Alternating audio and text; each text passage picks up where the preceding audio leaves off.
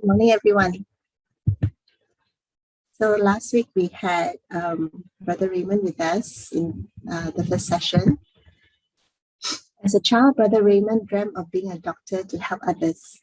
As an adult now, through Tzu Chi, he helps people through many cultures. Last Saturday, Brother Raymond shared with us his journey from being an entrepreneur to finding his place in the Tzu Chi Dharma family. All of Brother Raymond's family members are actively contributing in Tzu Chi. That itself increased the bond of parents and children to a large degree. After successfully selling his IT business, Brother Raymond invested in oil palm and durian and managed to attract a lot of help from trustworthy workers and supportive friends.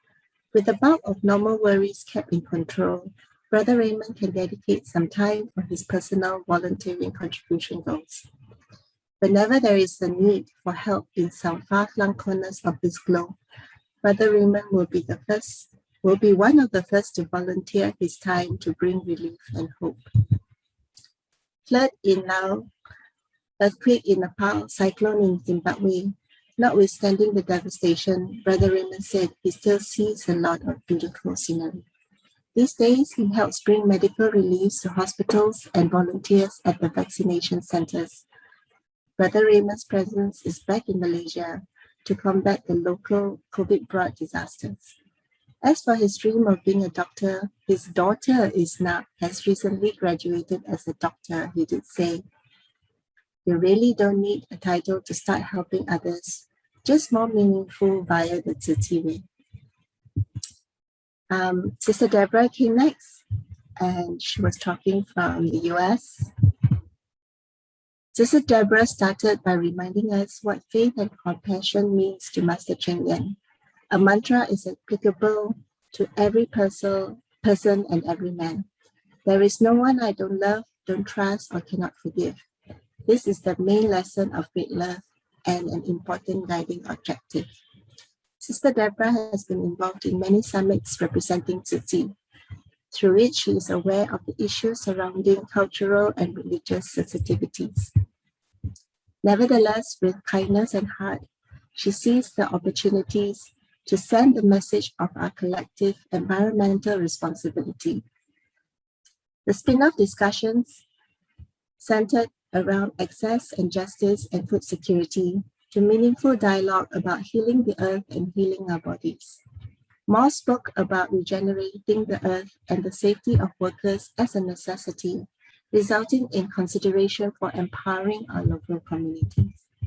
Through Sister Deborah's engagements, the promotion of plant-based diet continues, and Tzu Chi's global relief work caught many people's attention too. A lot of people are moved by the effort Tzu Chi puts into education as a remedy to a place ravaged by destruction. As the Tzu Chi family just continues to doing what is right, Tzu Chi US has now gained a place in the mainstream spotlight. The Biden administration has appointed a new leader of Homeland Security Center. Mr. Marcus Coleman backs interfaith climate emergency initiatives and is a Tzu Chi supporter. Sister Deborah ends the talk with us last week with just a simple note. If it is right, continue the good work. That will always get the right person's attention and vote. And that's the end of my sharing this morning. We will pass over to the first speaker for the day. Thank you so much. And Sister Lily and Sister Tzu Chi for the wonderful summary.感恩 brothers and sisters for your presence. Okay, good morning, both Sifu, Brother Joe Huang, brothers and sisters around the globe.感恩, we are most humble and blessed to have with us Sister Peggy from Philippines, a very quiet and diligent big bodhisattva behind Philippines' many major missions. Such is the understanding after being introduced to Sister by Brother Michael, Philippines. She's like the left-right hands of the Tzu Chi top committee. Every time seeing I think Philippines missions I would somehow will see Sister Peggy's image and diligent, quiet effort behind it.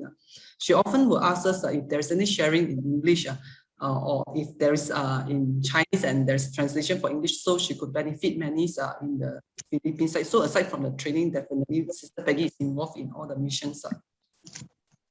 Today, Sister Peggy actually is still very active. She's busy. She's on duty at vaccination center. Yet she so selflessly share for us. That's why the time we move it to the front for everyone's understanding. Okay, without much ado, let us invite this great Pusa who could endure the hardship and fear, suffering upon seeing it, not fearful upon seeing any of the suffering, and could make diligent effort in all the Tzu Chi activities. Okay, over to you, our great Bodhisattva, Sister Peggy.感恩 Sister Tzu Chi, Shangren, Abode Masters, Brother Joe, and all our Malaysia and Malaysia brothers and sisters. Good morning. Thank you for inviting me. Sister Tzu Chi, I think Sister Tzu Chi has been inviting me for the past, I think from last year, but I had been very busy last year. I think the date when we were supposed to actually, I was supposed to share, I was actually on site doing medium-term relief, and we were introducing a QR code system for our beneficiaries, our jeepney or public utility vehicle drivers in Metro Manila. So I had to be on site to be the on-site support for the new system. So fast forward to 1 year, Kanan Sister Tzu Chi for the invitation again. And just like what Sister Tzu Chi said, I will be running later to the Tzu Chi as a vaccination site. I need to be on site also later. Okay, let me first, I think, introduce myself. I think maybe some of you have maybe in a way seen me in maybe in 4-in-1 camps. I remember talking to the group of the Malaysian English group main volunteers a few years back in one of the 4-in-1 camps. And I admire so much what you do. The Philippines also has a big group of people who do not understand Chinese, and the efforts of Tzu Chi Malaysia and the Malaysia English group, I think this is something that we need to follow in the Philippines. Let me first give an introduction of myself so that maybe everyone can have a background of how I started my Tzu Chi journey. I am Peggy C, and my Dharma name is Yi Cao. I started in Tzu Chi as a youth, and I am very grateful to my dad for bringing me to Tzu Chi. And some of you, I'm not so sure whether you can see, this is me here beside Master Ren. And I remember while attending that 4-day camp, I was really very touched, and I was crying from the story of Master Cheng. I remember from the wooden cabin and to the time when the 3 Catholic nuns visited Master and asked Master, why have we not seen Buddhists doing good works for society, such as setting up schools and maybe hospitals? And coming from a family, my background, coming from a family wherein my dad is a very good supporter of Buddhist organizations and temples. And again, myself studying in a Catholic university, and at that time when I was studying in the university, I was also thinking to be baptized in the Catholic faith. when I graduated, I also had this in mind.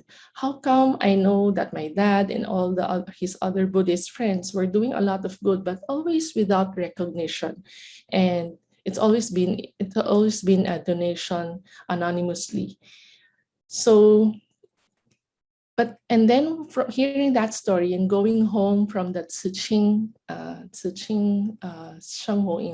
camp, I saw the book about Master of Love and Mercy in our bookshelf. It had been sitting there for a long time. It had been sitting there for a long time, but I did not know. I didn't know the person. Sorry, let me tell you. I did not know the person on the cover. So for several years, it was just sitting there. I did not look at it. But after coming from the youth camp, I quickly opened the book, and I think I read the whole Master of Love and Mercy in about 3 days. If you see this picture also, from the last row, from the leftmost, do you all recognize?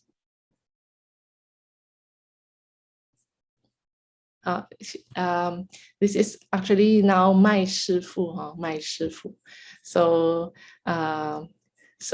whenever I go back to Hualien and I see my Shifu would always say that I have to be diligent, because maybe because my Shifu Master Mai has seen me from when I first joined Tzu Chi.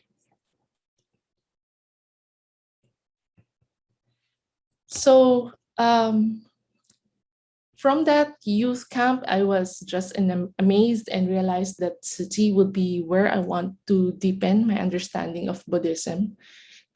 Again, because I looking at how my dad used to bring us to temples, and also not just to blindly like burn an incense. My dad would usually explain.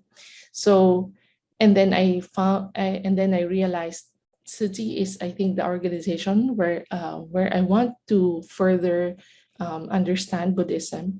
Master would be the teacher that I would want to follow, and Tzu Chi would be that organization where I can help more people.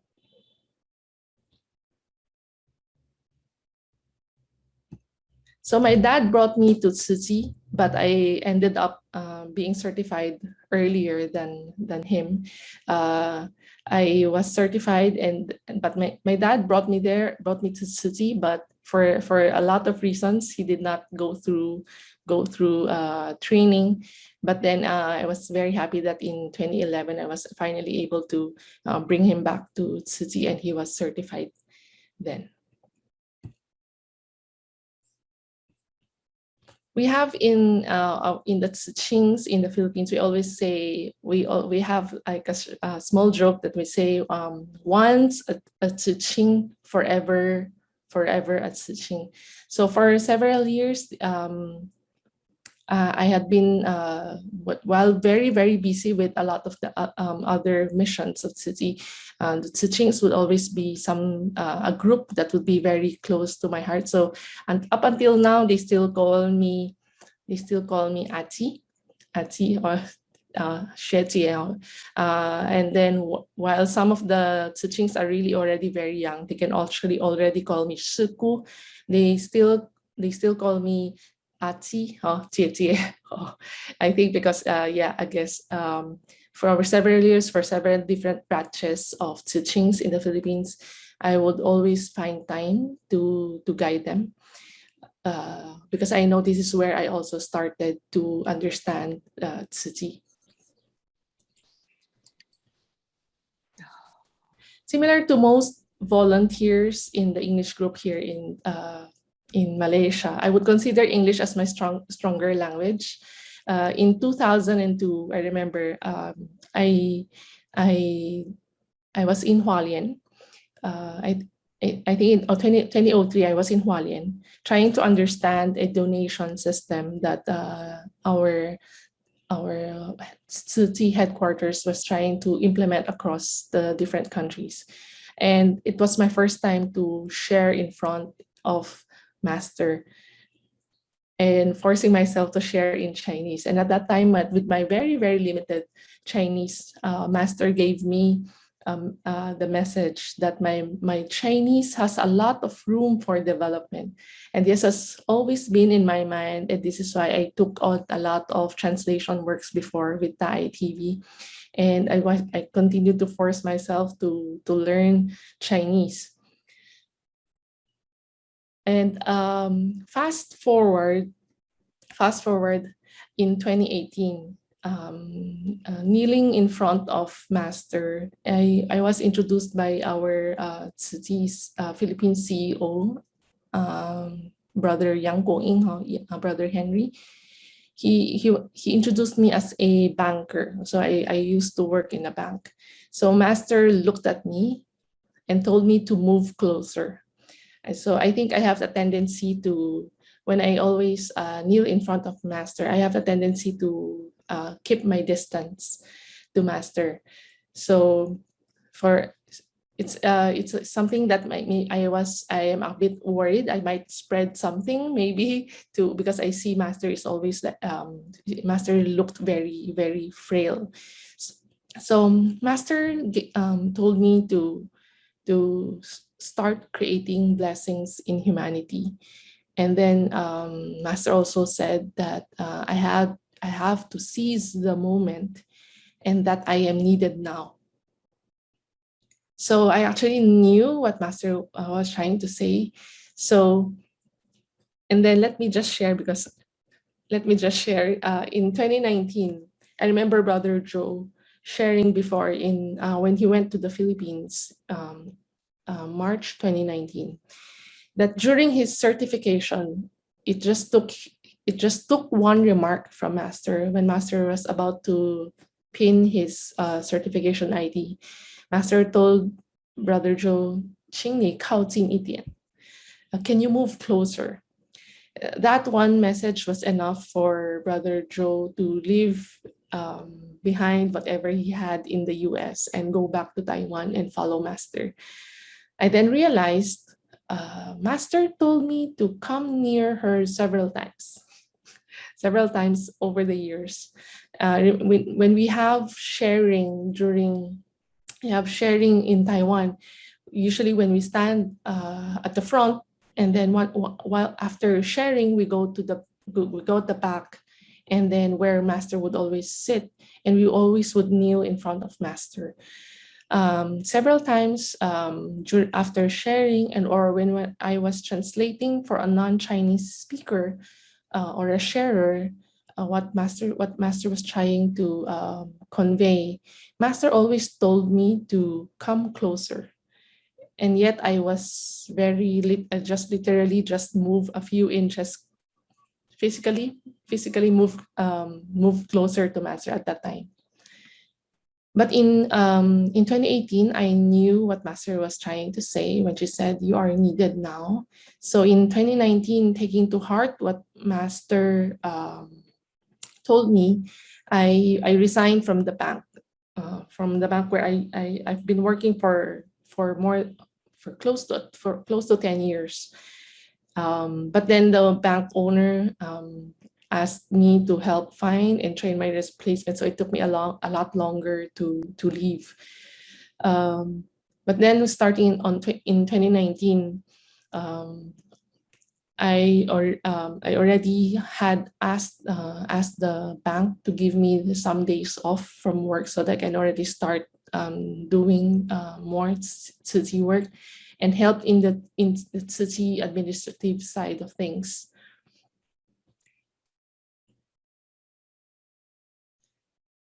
So that was in 2019. In 2020, before the pandemic, early January, the Philippines we have a small, very active volcano. So there was a volcano eruption, and the Tzu Chi Philippine brothers and sisters started purchasing a lot of N95 masks and surgical masks.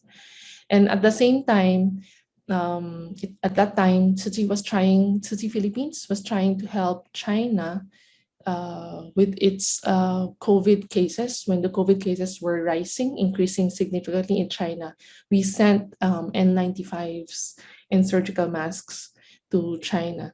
And I think it was because of that that the Tzu Chi Philippines had in our warehouse a lot of masks, surgical masks, and N95. We did not also expect that the pandemic would that COVID-19 would reach the Philippines. So let me let me talk about the effort that we had in 2020 after when the pandemic started in the Philippines. And I would always say I was a reluctant coordinator of this project. I'll explain why later. I knew that I had a full-time job, and there was the pandemic was something very new. No one really knew what to do, how to support the whole society. But then it just, everything, the responsibility just fell in a way just fell on my lap. So that was why I was thinking that over the years we really need the strength and courage to take on responsibilities. So when the pandemic happened in March 2020 in the Philippines, COVID has spread, and Manila, by March 17, Manila went into its first lockdown, and the hospitals were unprepared. The government announced the lockdown like 2 days before. So the hospitals were not prepared with its supplies. And the Philippines, being mainly an importer of PPEs and not a manufacturer, there was not really that much supplies to purchase. So we remembered, I was talking to a lot of other volunteers, and we were saying, from the supplies that we purchased in January 2020, we were saying it was really we remember Master's Tsing's aphorism.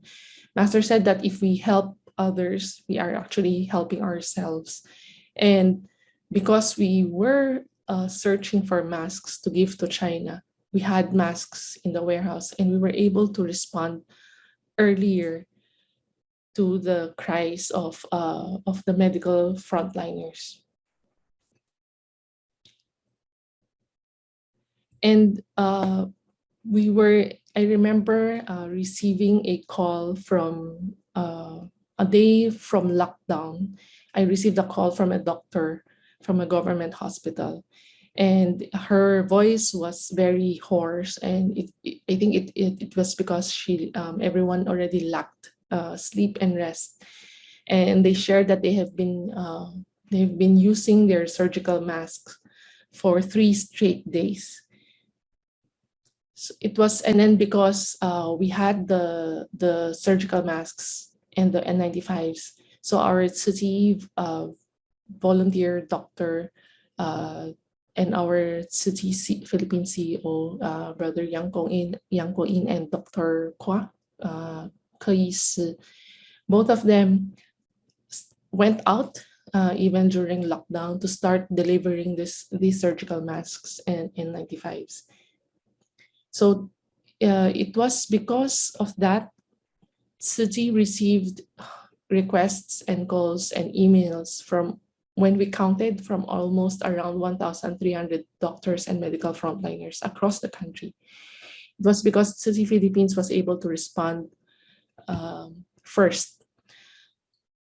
And within 2 weeks, the two lone volunteers going out, they were able to distribute masks to 37 hospitals. And because of that also, because of the immediate action of Tzu Chi in Metro Manila, a lot of our friends and kind-hearted people from all walks of life started giving, started donating to Tzu Chi and shared their resources. A lot of people would also call that they have those who have their masks at home. They were asking, can we also help? So it was a good cycle of love. And because of this, we also got several of these hospitals superintendents. They actually wrote a letter thanking Master and thanking Tzu Chi Taiwan for the help, for the immediate help. So the first week, the hospitals and medical personnel, they were all saying that they needed masks and N95s, but then they started understanding that this COVID-19 would require more than a mask, and so we actually saw a lot of people sent Tzu Chi these images, these pictures of our medical personnel. They're already using garbage bags, the plastic bags, to make their PPEs. And let me just show this short video of the situation in the Philippines at that time.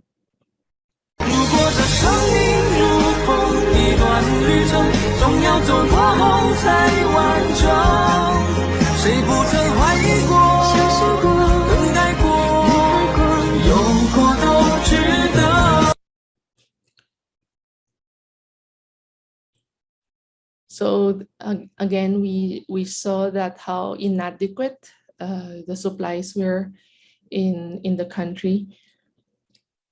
And again, Tzu Chi received a lot of calls from medical frontliners, and they shared that they are no longer going home for fear that they might pass the virus COVID-19 to their families. And we are also very grateful for our China volunteers and donors. Donors from Quanzhou, they actually started gathering surgical masks and also raising funds and sent these to the Philippines. I would say that it was really a relay race of love.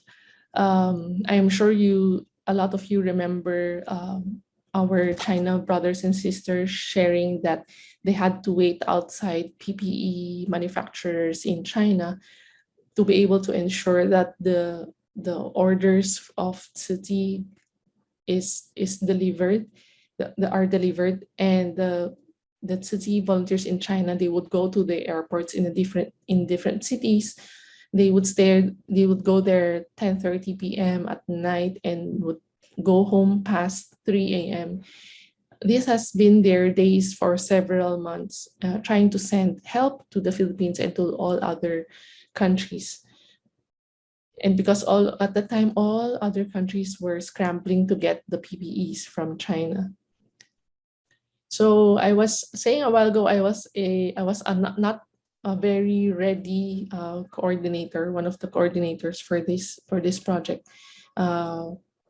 And we faced a lot of challenges. We encountered three major ones.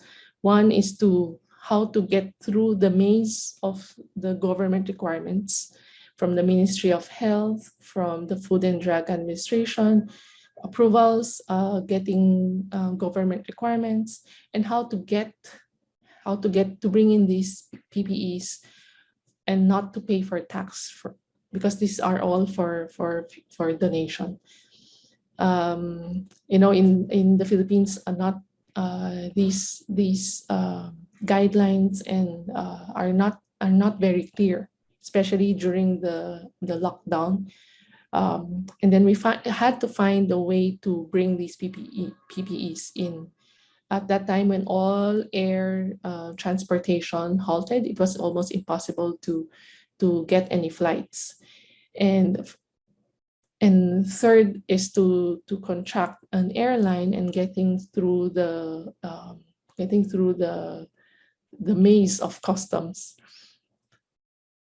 So in this picture, because there were just so many challenges at that time. I remember asking several groups of our Shishong and Shijies and our brothers and sisters in Manila to help pray for every time that we encounter a major challenge. We ask everyone in the different line or WeChat groups to pray for Tzu Chi to overcome the different obstacles.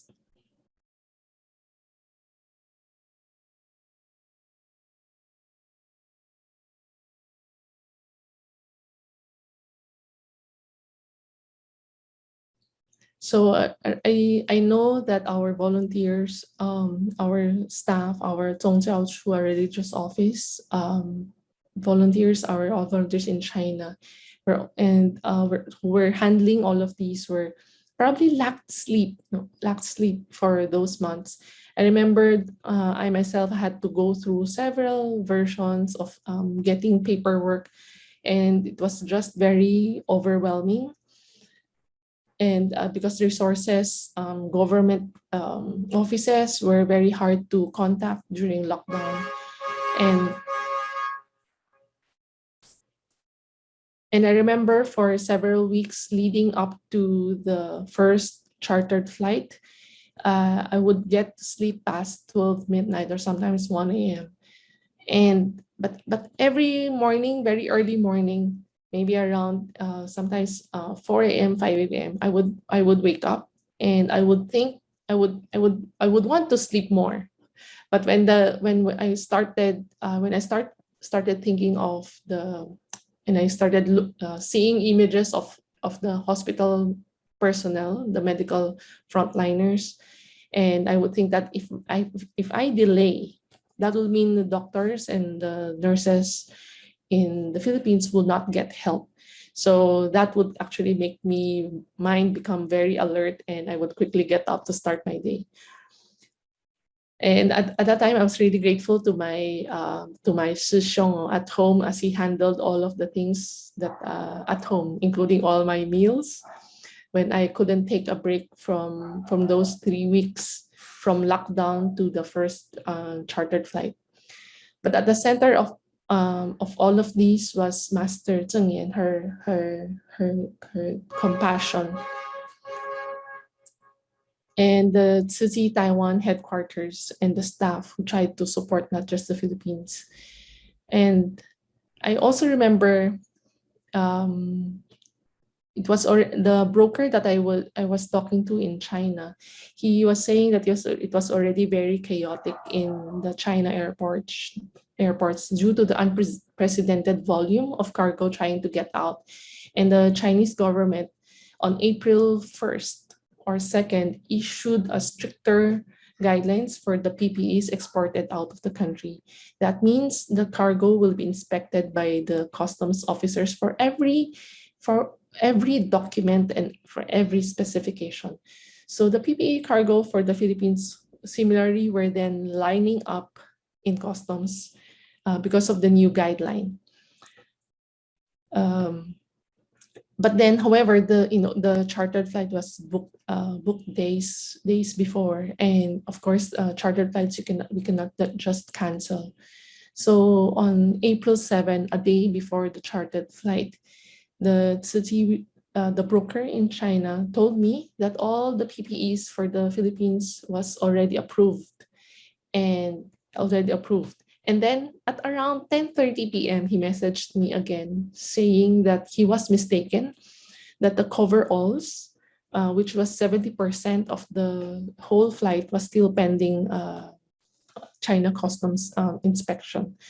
So when I saw that, my heart literally fell. I was thinking, we have a chartered flight flying the following morning with just 30% capacity filled. I was deep down very, very worried and felt helpless that if the plane had to leave with that small cargo, it would really be a waste of everyone's efforts and donations. So I tried making calls, calling the airline, asking for delay of flight. But of course, airlines, they actually also said that they can only stop and then they can only delay for a few, maybe at most an hour. But then if they really need to leave, they will leave whether the plane is full or not. Again, I tried asking our Tzu Chi Philippine volunteers. I asked everyone to please start praying. It was already 10:30 p.m. And at around a few minutes after 11, I already made all the calls, and I knew that there was nothing else I could do. I just decided to stop working, and then I just closed my eyes, and then I prayed, and I played Chi Tao. I just I remember while praying, I was thinking that hoping that the prayers from the brothers and sisters from the Philippines, and I'm sure also our Taiwan headquarters, because they knew the situation. I was praying that the prayers can reach the Buddhas. I also, while praying, I also imagined that the boxes of coveralls and PPEs for the Philippines were getting approval from the China customs people. So just like praying, and then I'm imagining that the China customs officer is approving all our PPEs. After my prayer, I then saw at 11:22 p.m. That this broker, our broker, actually called me up. I had a missed call, and then when I returned the call, he actually told me that the 70% of the cargo was already approved, was just approved. So literally, I remember when I was praying, I was thinking that I was always I put a lot of emphasis on may all the Buddhas hear our prayer. So I remember someone asked Master, "Are prayers helpful?" And Master answered, "Definitely." And Master said that when there was three things that Buddha cannot do or cannot change. One is to change the karma of for anyone. Another is to guide a person who has no affinity with the Buddha. And Buddha cannot save all sentient beings. And that was my Master said, that we are just ordinary people, and therefore we must have humility and have the sincere thoughts, and to be grateful. And as long as I think that we are doing something that is for all, for others beyond ourselves, and that the most important thing is that we also pray with very sincere hearts. And I when when the PPEs were approved by the customs, China customs, and then I remember, I think maybe because of everyone's prayer, that it was like a master said, it was like an acoustic resonance, that when everyone is blessing the same thing, and the sound waves of everyone's kind thoughts would really touch the Buddhas and Bodhisattvas, and the prayers would actually reach Buddha. So the following day, when I saw that when I saw pictures from our Guangzhou volunteers when they were loading on the chartered flight, I was really overwhelmed. I was overwhelmed with gratitude for Master, for our Taiwan headquarters, Sister Monica, and all the Tzu Chi volunteers. I felt that it is because of this network of bodhisattvas that we were able to do something that was almost impossible. In fact, in the Philippines, I was also in touch with a lot of other NGOs who were trying to bring in PPEs. We were trying to help each other and also share notes. And then I realized that Tzu Chi in the Philippines was one of the first NGOs to be able to bring in this huge number of PPEs. I also was during that time, the responsibility was overwhelming. So I was able to get a lot of volunteers, maybe I cannot count, a lot of volunteers to help in the procurement of some PPEs locally. So the procurement team had sukus and who are in age, they're 60 and above, and also had young people, graduate Tzu Chings helping. There were probably around 50 volunteers doing procurement, all working from home, doing procurement, some talking and coordinating with the hospitals with their needs. And I was able to also talk to graduate Tzu Chings to help in the transportation of all the PPEs from the airport going back to Tzu Chi. And I am very happy that these graduate Tzu Chings, they've been they were helping in Tzu Ching way back early 2000, but they did not really come into Tzu Chi. And I was very happy that the two of the Xuezhang, they actually eventually now are in TNC. I think it was also because they found also immense happiness from being able to do something during the pandemic. So on April 11, we were able to start giving the PPEs to the different hospitals. And from April 11, 2020 to this year, we were able to send to 197 hospitals, 69 institutions, and 85 health centers across the country. When we were giving the PPEs, we actually placed blessing cards together with the PPEs.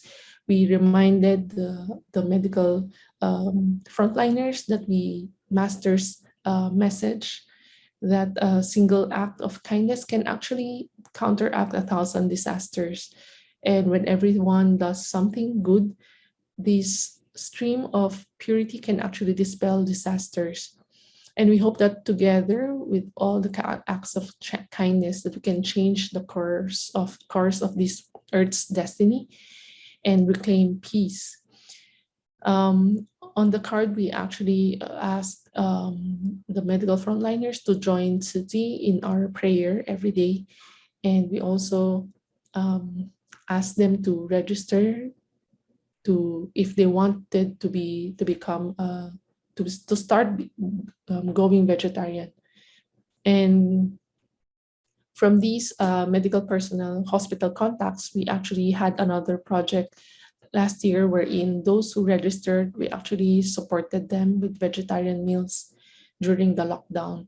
It was because during the lockdown, we saw that the medical personnel, they were always ordering from fast food because very few establishments are open.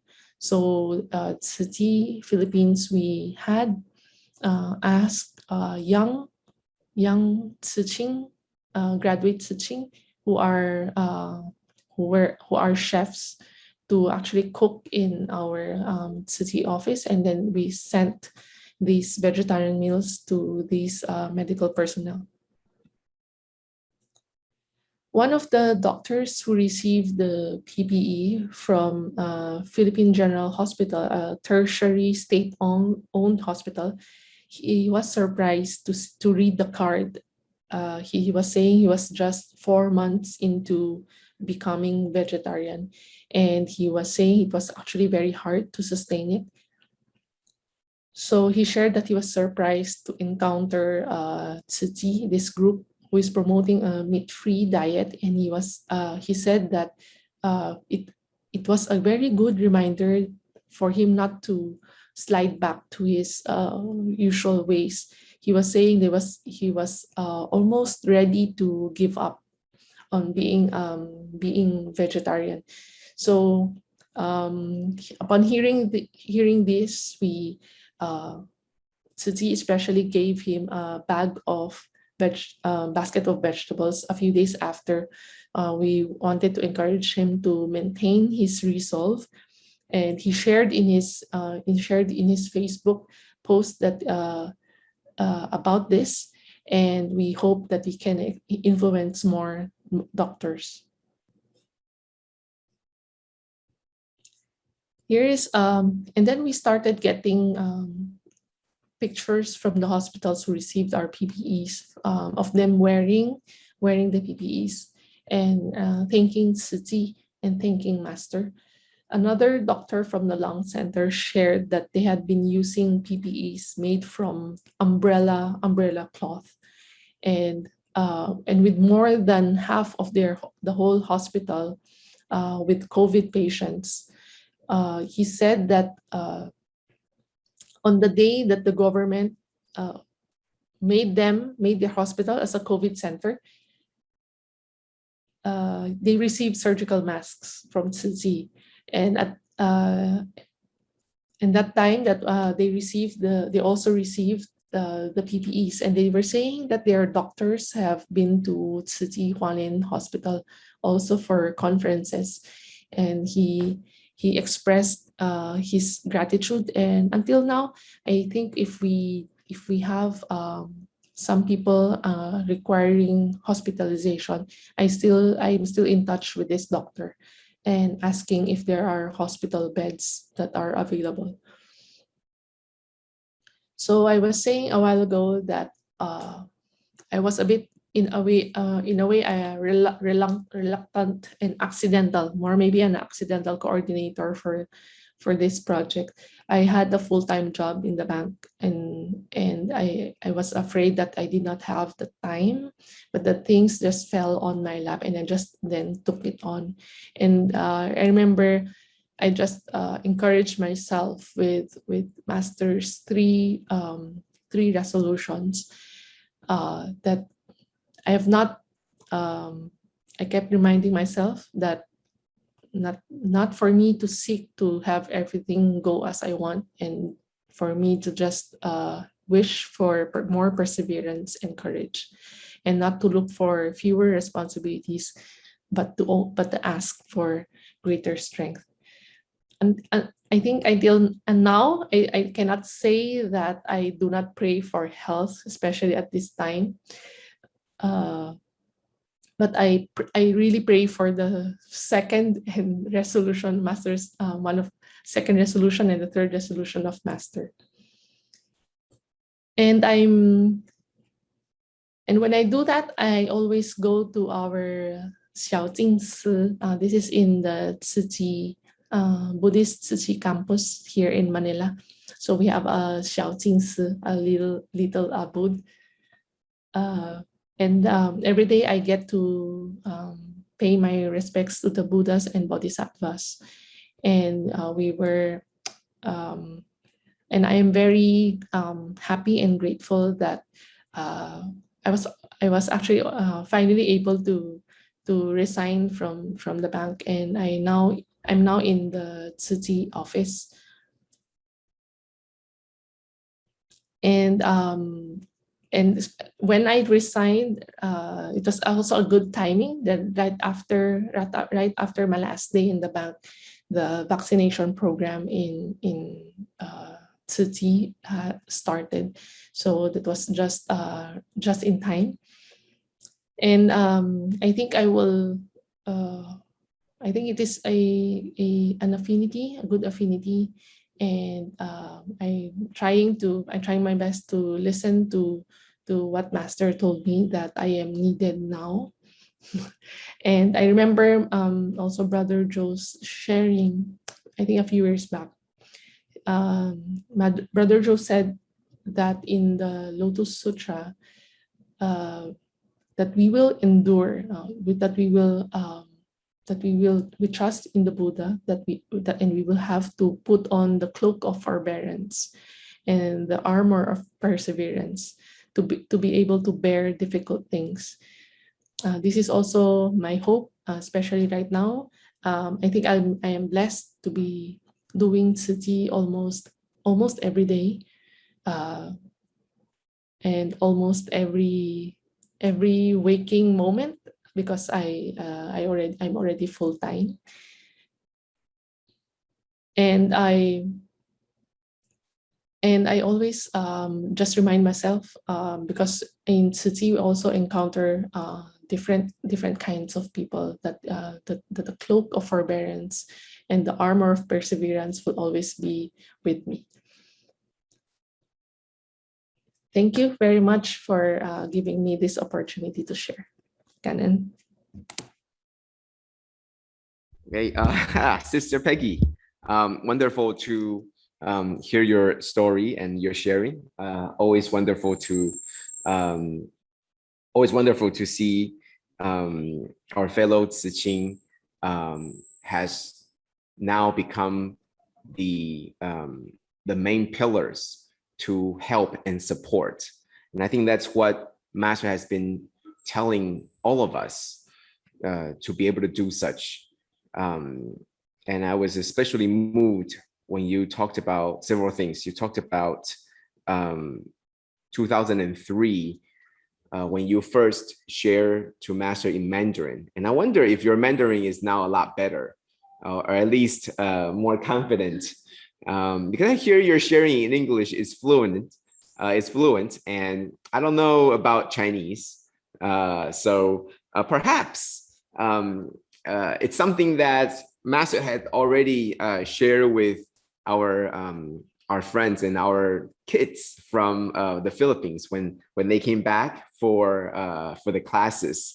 And I think it was one day, it was last week. Or the students from the Philippines, and they came in and they bowed to Master and they shared a little bit. I think it was on the line of 感恩上人. It was very, very short. And Master looked at them and said, the Chinese has improved. And then they were all like, question mark, right? Because Master has mistaken them for the other group, which already went back to the Philippines. So the previous group, Master told them the same thing that she told you, which is there was a lot of room to improve. And so, but then Master heard the second group and thought, oh, okay, you improved, and encouraged on. So the story about move closer, and I heard your explanation for why you want to stay a little bit further away, because you didn't want to spread anything to Master, and that was an interesting way of saying, yeah. And that's and I think that's the very interesting part about people. When you see someone from so far away, you sort of are drawn to them and you want to get closer. And when you're so close, you don't want to be that close, or you are afraid. But I saw that. I saw from 2003, you said that, but then you realized that. And I was very touched when you mentioned in 2018, when the CEO introduced you as the banker. I think that was the year. And you wanted to, and when Master mentioned to you, this is a time to do more humanity for humanity, and you are willing to pick up this path. And then you mentioned that was the one thing that I was really it was really deep stuck in my mind.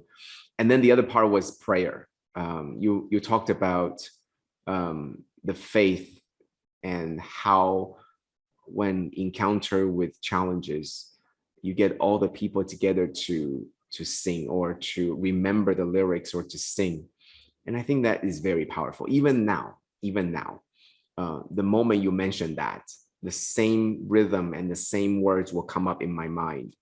And I think that in some way, we're already achieving that by having that, as you mentioned, the acoustic and the collective push and the collective willpower. And I think I really do believe that too. And then you mentioned about the COVID-19 and how you saw the charter flights and all of. I think for us here in Taiwan, we have less of the feelings because the situation isn't as severe. But I think for all of you and for our brothers and sisters in Malaysia, I think right now it's still a very tough battle with COVID-19. And there are still a lot of efforts that need to be done. But I see that there are definitely goodwills out there, and there are definitely people with this kind heart. And I think we need to do more to inspire more people to do this.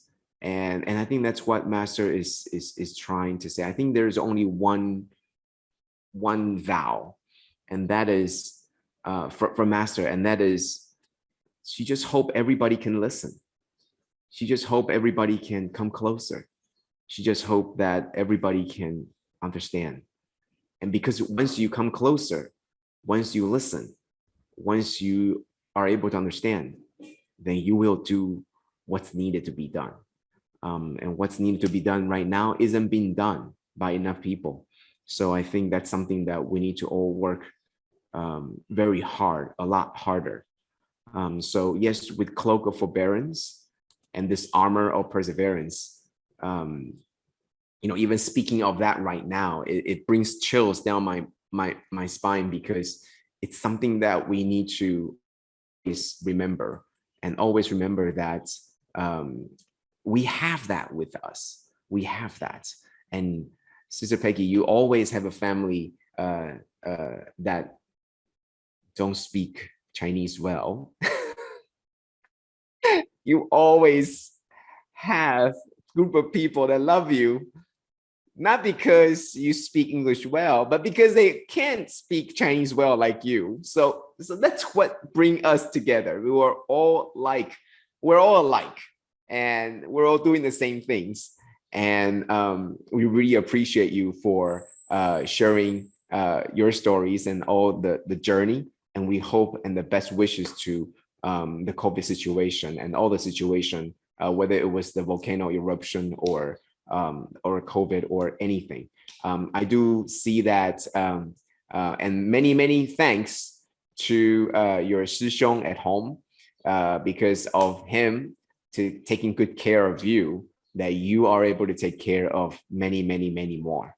So that is something that we are very appreciative of, and we're also very grateful for our brothers and sisters in the Philippines to raise the seeds of Dharma in all the youth and all the young people. That is something that we're trying to catch up to here in Taiwan, but we see so much hope from Philippines, and that is a wonderful job. And that is why every time Master talks about the Philippines, there's always so much joy and pride. Okay, thank you, Sister Peggy, and thanks to all of your work. And let's hope that, and I believe that the three vows, or the three vows that you talked about, you don't have to ask for health, because your Sishong at home is taking good care of you. So you can just go charge right ahead and focus on the next two parts. Okay, thank you. Many thanks. Thank you.